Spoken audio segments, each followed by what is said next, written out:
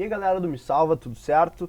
Meu nome é André e esse é o curso de pré-cálculo aqui do Me Salva. Então, nessa aula a gente vai dar uma introdução ao curso e eu acho que essa aula é muito importante porque muita gente chega lá na cadeira de cálculo e não faz ideia do que vai estudar nessa cadeira. Então, acho que a primeira pergunta que deve ser respondida nessa aula é a seguinte, ó. O que se estuda em cálculo? O que a gente vai aprender na cadeira de cálculo? Bom, tem um tópico da matemática que vai ser o principal aí, que é o que tu mais vai tratar durante a cadeira de cálculo, que é a área das funções.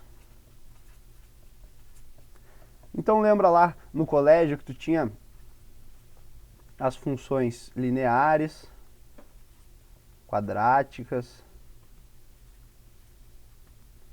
tinha também funções exponenciais, logarítmicas, funções trigonométricas e assim por diante. Aqui no cálculo tu vai estar muito preocupado com o estudo dessas funções. O que tu via lá no colégio? Que essas funções tinham raízes, que elas tinham um domínio, uma imagem. Aqui tu vai estar preocupado também com essas coisas, mas a gente vai começar a estudar outras áreas das funções, como a inclinação das funções, a área embaixo das funções e assim por diante. Então, como é que começa o estudo de cálculo? Lá na tua cadeira de cálculo vai ter uma ferramenta que vai te proporcionar que tu aprenda o resto das coisas do cálculo. E é uma ferramenta chamada de limite, que ela estuda o comportamento das funções quando x se aproxima de um ponto. Como assim? Olha só, é bem importante essa palavrinha aqui, ó, quando x se aproxima de um ponto. Como é que vai ser esse estudo aí? Imagina que a gente tem uma função aqui, ó, f de x. Eu vou pegar aqui um ponto x0 e um outro ponto aqui,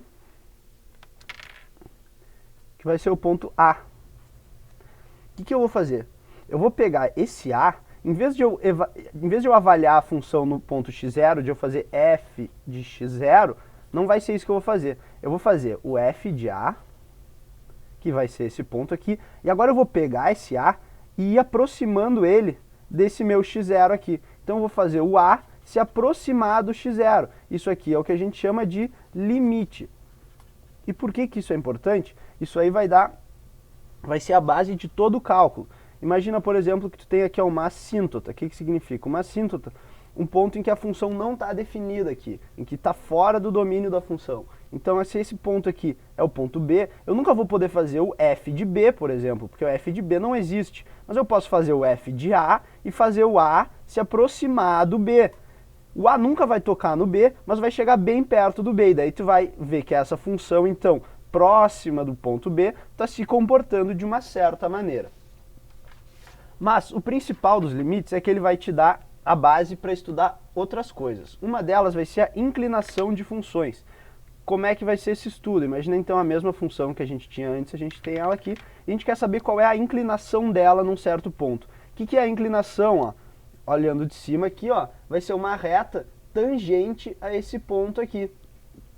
Então, tu quer saber a inclinação dessa reta que é tangente nesse ponto. Como é que tu vai fazer isso? Tu vai fixar esse ponto aqui, que vai ser o nosso x0, e aqui tu vai ter um outro ponto, por exemplo, o ponto A.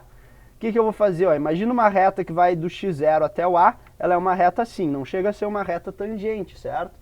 Mas agora eu vou fazer esse ponto A se aproximar do x0, usando aqueles limites lá. Quando o A se aproxima do x0, a reta que liga A e x0 passa a ser essa reta tangente. E esse aqui é o estudo que a gente chama de derivadas. Por que é importante a gente saber a inclinação de funções? Ela vai dizer se a função está crescendo ou decrescendo. E por que isso é importante? Bom, imagina que tu vai comprar dólar. Se tu quiser comprar dólar e ele tiver 13,60, bom, vai ser bom tu saber se ele é 13,60, mas se ele está subindo ou descendo. Se ele está subindo, ou seja, se a derivada é positiva, então tu vai comprar logo. Se a derivada for negativa, tu vai esperar para comprar o dólar. Então, faz muito sentido o estudo da inclinação das funções. E além disso, a gente tem o estudo da área embaixo de funções, que é esse estudo aqui, ó, tendo essa função em preto, a gente vai pegar dois pontos A e B, e a gente quer determinar qual é a área embaixo dessa função aqui. E para isso a gente vai usar de novo o conceito de limites. Como? A gente vai pegar aqui um pontinho, podemos chamar de x0 de novo. Olha só, vamos fazer aqui, ó, dois retângulos. Esse aqui, do x0 até o A, e esse aqui, do x0 até o B. Beleza.